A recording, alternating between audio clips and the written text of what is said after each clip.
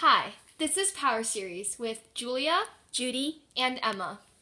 This is problem number 2 from our worksheet, and it's non-calculator. So the problem asks to find the radius of convergence and the interval of convergence of this series, which is the sum from n equals 1 to infinity of -1 to the n times x to the 2n all over n cubed. So for part A, we would use the ratio test, and so we would have limit as n goes to infinity of absolute value of x squared to the n plus 1 over n plus 1 cubed times n cubed over x to the 2n, which is basically just adding 1 to all the n's. Since they're absolute value bars, the -1 to the n will always be positive, so you can take it out. So the next step is to simplify. So you would get x squared times n cubed over n plus 1 cubed, and this would simplify to 1 because of the limit, and you would just get x squared is less than 1 in absolute values bars. So if you simplify that by square rooting both sides, you would just get absolute value of x is less than 1. So your radius would be 1. So for part B, it's asking for the interval of convergence, and you've already determined that your radius is 1. So your absolute value of x is less than 1, so x would be positive or -1. So we have to test at both of these points. So if you tested at x equals -1, you would get the sum from n equals 1 to infinity of -1 to the n times -1 to the n all over n cubed. And this simplifies to -1 to the 2n or 1 to the n, and that's always positive 1. Then you get the sum from 1 to infinity of 1 over n cubed. And by using p-series, 3 is always greater than 1, so it's convergent. So now we have to test x equals 1. So if you plug that in, you would get the sum from n equals 1 to infinity of -1 to the n times 1 to the n all over n cubed. And if you simplify that, you would get the sum from n equals 1 to infinity of -1 to the n over n cubed. So we have to test it that it's always decreasing.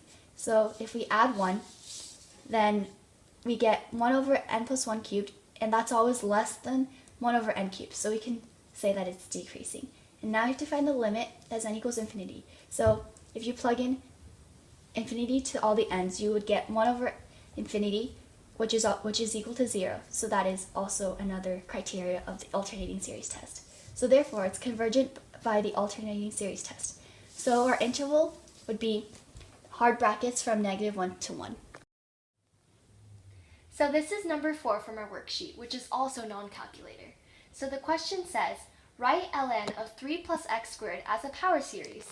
So our hint is to use an integral. So ln of 3 plus x squared is equal to the integral of the derivative, which is 2x over 3 plus x squared dx.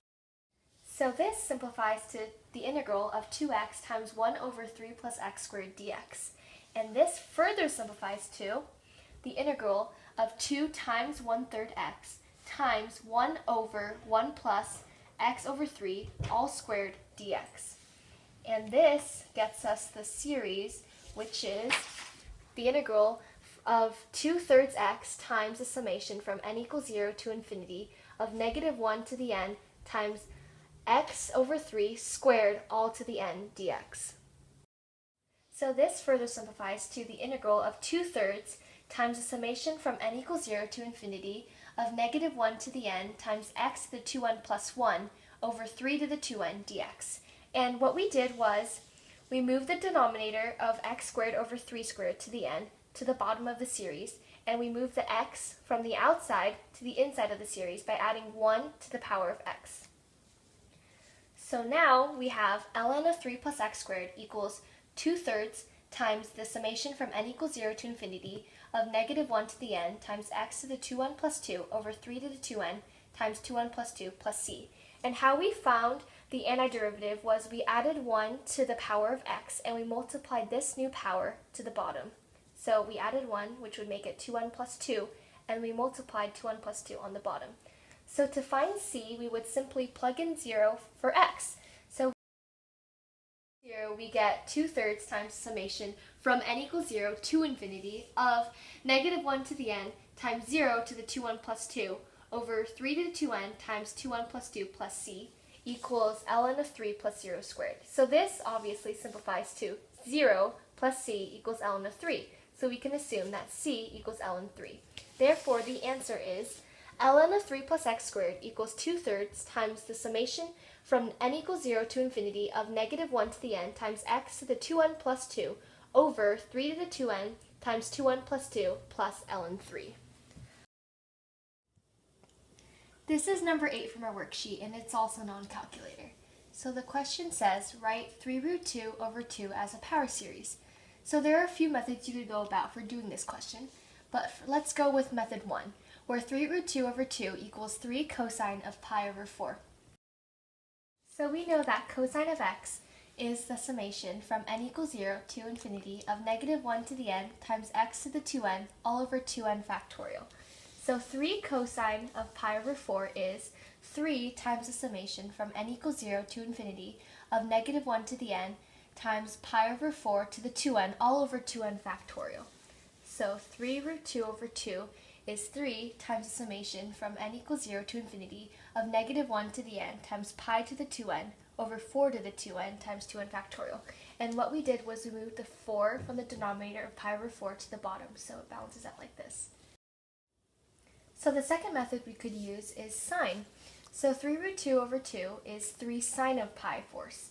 So we know that sine of x is a summation from n equals 0 to infinity of negative 1 to the n times x to the 2n plus 1 over 2n plus 1 factorial. So 3 sine of pi over 4 is 3 times the summation from n equals 0 to infinity of negative 1 to the n times pi over 4 to the 2n plus 1 all over 2n plus 1 factorial. So 3 times root 2 over 2 is 3 times the summation from n equals 0 to infinity of negative 1 to the n times pi to the 2n plus 1 over 4 to the 2n plus 1 times 2n plus 1 factorial. And the third method we could try is writing 3 root 2 over 2 as e to the ln of 3 root 2 over 2. So we know that e to the x is a summation from n equals 0 to infinity of x to the n all over n factorial. So then e to the ln of 3 root 2 over 2 is the summation from n equals 0 to infinity of ln of 3 root 2 over 2 all to the n all over n factorial. So that is equal to 3 root 2 over 2. Worksheet problem number 11 is calculator OK. For part A, find the third degree Taylor polynomial for f of x equals 3x to the 5th power centered at a equals 1. Part B, using Taylor's inequality, find the error on the interval 0.9 to 1.1. Because we're finding the third degree Taylor polynomial, we're going to want to find the nth derivatives of f of x from n equals 0 to n equals 3. And because f of x equals 3x to the 5th power, our first derivative is going to be 15x to the 4th power, second derivative is going to be 60x cubed, and third derivative is going to be 180x squared. And so since the Taylor polynomial is centered at a equals 1, we're going to plug in x equals 1 to each of these derivatives. So it would be 3, 15, 60, and 180. Now that we have all this figured out, we can actually write our Taylor polynomial. So this is the formula for the expansion of the Taylor polynomial. It's the summation from 0 to infinity of the nth derivative of f of x when x equals a over n factorial times x minus a to the nth power. So plugging all of this into the formula for the Taylor polynomial, we'd get the third degree Taylor polynomial is 3 plus 15 times x minus 1 plus 60 over 2 factorial times x minus 1 squared plus 180 over 3 factorial times x minus 1 cubed. And so simplifying all of that, we'd get our answer. The third degree Taylor polynomial is 3 plus 15 times x minus 1 plus 30 times x minus 1 squared plus 30 times x minus 1 cubed. So for part B, using Taylor's inequality, find the error on the interval 0.9 to 1.1. So this is Taylor's inequality, and it's the absolute value of f of x minus the nth degree Taylor polynomial equals the absolute value of the remainder, which is less than or equal to m over n plus 1 factorial times the absolute value of x minus a to the n plus 1th power. So m is the maximum of the n plus 1th derivative of f of x on the interval that's given.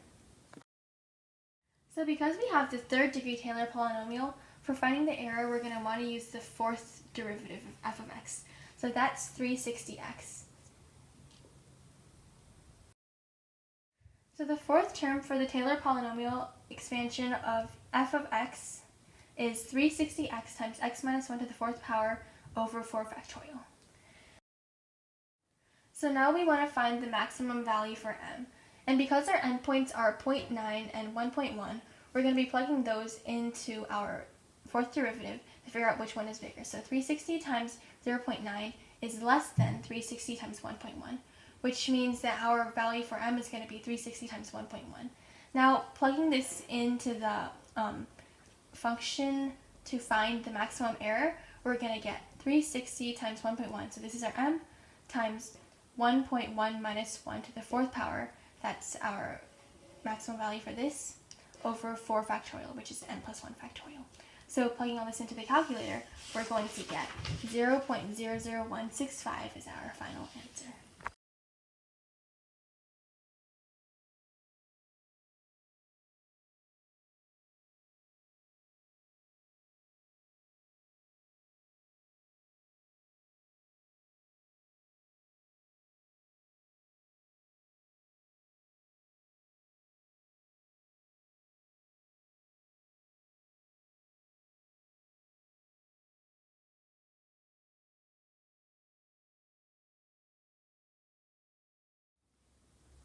Thank you for watching. If you need more help on Taylor series, feel free to check out our worksheet and quiz.